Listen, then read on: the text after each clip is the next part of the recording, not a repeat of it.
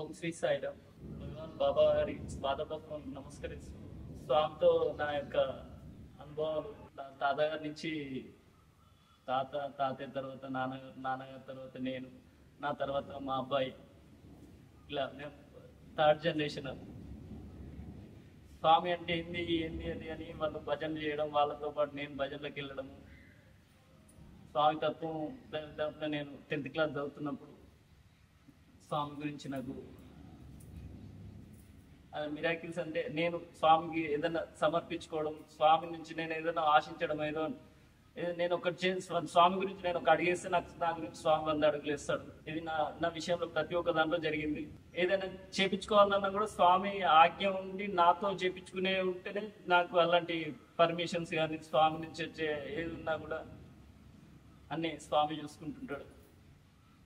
ఏదన్నా నాకు అపాయం అనిపిస్తున్నా, ఏదైనా భయము ఏదనిపిస్తున్నా కూడా సాయి గాయత్రి చదువుకోవడము. స్వామి కార్యం ఏదైనా ఉంది అంటే ఖచ్చితానికి ముంగడబడి ప్రతి ఒక్క యాక్టివిటీ కంపల్సరీ నిస్వార్థంగా ఎలాంటి లాభాపేక్ష లేకుండా కూడా నాకు ఇది ఇవ్వాలి అది ఇవ్వాలి అని ఏది లేకుండా అందరు బాగుండాలి అని స్వామితో కోరుకుంటూనే ఉంటాను ఎప్పటికీ. ప్రతి ఒక్కరితో కూడా నేను స్వామి విషయాలతో స్వామి అడుగుజాడలు, స్వామి ప్రేమ ప్రేమ ప్రేమ అంటుంటాడు. ఆ ప్రేమతోనే ఉంటాను. ఎవరితో నేను లొల్లి పెట్టుకోవడం కానీ ఎలాంటి కార్యక్రమాలకు నేను అలాంటి వాటికి చాలా దూరంగా ఉంటాను. నేను పుట్టపర్తికి ప్రతి సర్వీస్కు దరిదాపుగా నేను ఇప్పటికీ ఒక 15 సర్వీసులు చేశాను. సర్వీస్కి వెళ్ళినప్పుడల్లా కొత్త అబ్బాయికి అవకాశం ఇచ్చేది. ఆ అబ్బాయికి నేను తీసుకెళ్ళినప్పుడల్లా అతనికి అనుభవాలు చెప్పడం, ఒక 10 మందిని తీసుకెళ్ళినా కూడా ఒక 2 మారడం, స్వామి గురించి ఇలా తయారవడం. ప్రతి బర్త్డేకు నేను స్వామికి అలా గిఫ్ట్ ఇవ్వడం, అంటే స్వామి నాకు ఆ గిఫ్ట్ ఇస్తుండనుకోవాలి, అతను నాకు కోఆర్డినేట్ చేస్తుండనుకోవాలి. ఇప్పటికీ నాతో పాటు నా ఫ్రెండ్స్ కానీ వీళ్ళందరూ నాకు మంచి కరెక్ట్ కోఆపరేట్ చేసుకుంటూ మా గ్రామంలో జరిగే ప్రతి ఒక్క యాక్టివిటీ కూడా ముంగడబడి ఇలా కోఆపరేట్ చేస్తుంటారు. నేను పుట్టపర్తికి మొదటిసారి వెళ్ళినప్పుడు నాకు November birthday 2nd batch service దొరికింది. ఫస్ట్ బ్యాచ్ సెలెక్ట్ చేస్తా అని చెప్పారు. ఫస్ట్ బ్యాచ్కి సెలెక్ట్ చేయలేదు. 2nd బ్యాచ్కు యూటిలిటీ సెక్టార్ అని చెప్పి నన్ను బయట సెక్యూరిటీ సెక్టార్ కానీ పక్కకు పెట్టి ఎప్పుడంటే అప్పుడు అలాంటివి ఉండాలి అని చెప్పి పక్కకు పెట్టి అలాంటి సర్వీస్ ఇచ్చారు. ఆ సర్వీస్ చేసుకోవడం జరిగింది. ఒకసారి క్యాంటీన్లో 2 సార్లు క్యాంటీన్ మమ్మీ వాళ్ళతో ఒకసారి క్యాంటీన్కి వెళ్ళినప్పుడు క్యాంటీన్ డ్యూటీ జరిగింది. 4 సార్లు సాయి కుల్వంత్ సభా మండపంలో స్వామి దగ్గర ఒకటి మన డిసిప్లిన్ బ్యాచ్ అని, స్వామి ప్రాంగణంలో ఒక 4-5 డ్యూటీలు, అదే డెకరేషన్ డిపార్ట్మెంట్ కానీ అలాంటి వాటితో ఒకసారి పెట్రోలింగ్ చేద్దామని అక్కడ నాకు ఒక చెత్తకి నడిపిస్తా అని చెప్పి ఒక స్కూటర్ ఇచ్చారు. స్కూటర్ ఇచ్చి దరిదాపున అవుట్డోర్ ఎక్కడెక్కడ ఉన్నాయో ఒక లీడర్షిప్ ఇచ్చి దానికి కూడా నాకు రాత్రి 1 గంట నుంచి 7 గంటలకు, 7 గంటల నుంచి 1 గంట అలాంటి డ్యూటీని కూడా స్వామివారి సన్నిధానంలో చేశాను. అలాంటి సర్వీస్ చేసుకొని నాకు 1 year వరకు నాకు ఫుల్ చార్జ్ చేసుకొని నాకు ఒక ఇబ్బంది లేకుండా అసలు స్వామి ప్రాంగణంలో నేను డ్యూటీ చేసుకోవడం సర్వీస్ చేసుకుంటే ఎలాంటి ఆపదలు లేవన్నది చాలా నమ్మకం నాకు. అందుకని స్వామి కార్యానికి కానీ ఏదానికి కానీ నేను స్వామికి వెనకాడను. అసలు నేను నా పుట్టెరిగి నుంచి నాకు దరిదాపున నేను 7th క్లాస్ ఉన్నప్పటి నుంచి, అంటే ఆ టైంలో నాకు అప్పుడే మా తాతగారు మందిర వార్షికోత్సవం అని కాకుండా సమితి వార్షికోత్సవం అని చెప్పి ఇక్కడ హైదరాబాద్ నుంచి వచ్చి ప్రతి ఫిబ్రవరి 27వ తారీఖు తాత కండక్ట్ చేయడము, బీదలకు వస్త్రదానం కానీ అన్నదానం కానీ ఇంకా చిన్న చిన్న యాక్టివిటీస్ ఎలాంటి మామూలుగా బాల వికాస్ కార్యక్రమాలు ఇప్పటికీ అలాంటి నగర సంకీర్తన కానీ భజనలో కానీ ప్రతి వీక్లీ భజన్ నగర సంకీర్తనకు పాల్గొనడము, మెగా మెడికల్ క్యాంపులు కానీ హైదరాబాద్ నుంచి మాకు వచ్చి ఒక మంచినీటి మందిరాలు కానీ ఇలాంటి ప్రొవైడ్ చేయడము, నారాయణ సేవలు, స్వామి బర్త్డే సెలబ్రేషన్స్ ప్రతి ఒక్కటి మా మందిర ప్రాంగణంలో కానీ మా సమితిలో కానీ అన్నీ చేసుకుంటాం. సాయి 10th క్లాస్ కానీ ఇంటర్మీడియట్ కానీ స్టూడెంట్స్కు పెన్స్ కానీ ప్యాడ్స్ కానీ అలాగే మోటివేషనల్ మన వక్తలతో మంచి స్వామివారి వక్తలను తీసుకొచ్చి వాళ్ళకు మోటివేషన్ చేయడము, ఎలాంటి భయం భక్తి అలాంటి ఉండదు అని మన చదువు గురించి కానీ మంచి మంచి క్లాసులు ఇప్పించడం జరిగింది మన ఆర్గనైజేషన్ ద్వారా.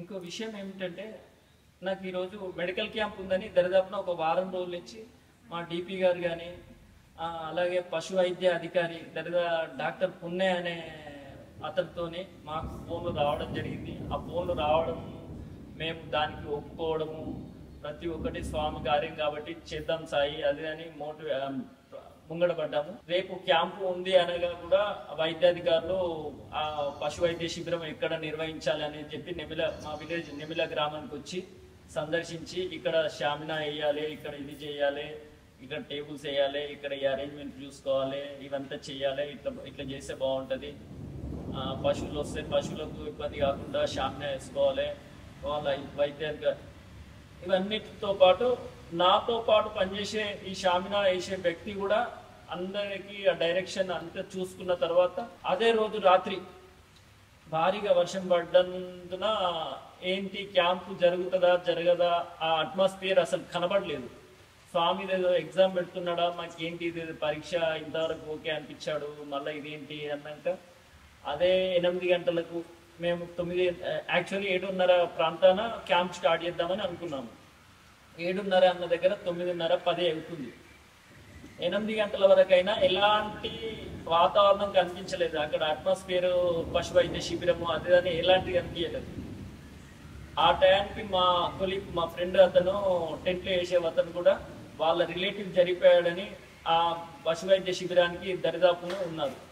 ఇది ఏంటి క్యాన్సిల్ అవుతుందా అని చెప్పి మీద వైద్యాధికారులకు ఫోన్ చేస్తే ఏమో చూద్దాము, అన్నీ ఆపియండి, ఏం టెన్షన్ పడేది లేదు, చూద్దాం లేండి అవుతుందా లేదా అంటే మళ్ళీ నేను మనసులో ధైర్యం తెచ్చుకొని స్వామి ఇది పరీక్ష ఉన్నట్టుంది, సాయిరాం మీరు రండి, ఎట్లా జరిగేదంటే అట్లా జరగాలని స్వామి మీద భారం వేసి అప్పుడే మా ఇద్దరు ఫ్రెండ్స్ మళ్ళీ సాయి కొట్టి సిద్ధంతో సహా వాళ్ళతో కలిపి ఆ షామినాలు వేపేయడము, ఆ డెకరేషన్ చేపేయడము, అన్ఎక్స్పెక్టెడ్ ఆ ఫుడ్ అవన్నీ కండక్ట్ చేసుకో అన్నీ అంచనాలుగా టకటక జరిగిపోతూనే ఉన్నాయి. ఇదంతా స్వామి దయలేని జరగలేదని నాకు అనిపిస్తుంది. ఇప్పటికీ ఇంత సక్సెస్ఫుల్గా మేము ఈరోజు పశు వైద్య శిబిరం అనేది చాలా సక్సెస్ఫుల్గా చేసుకున్నాము.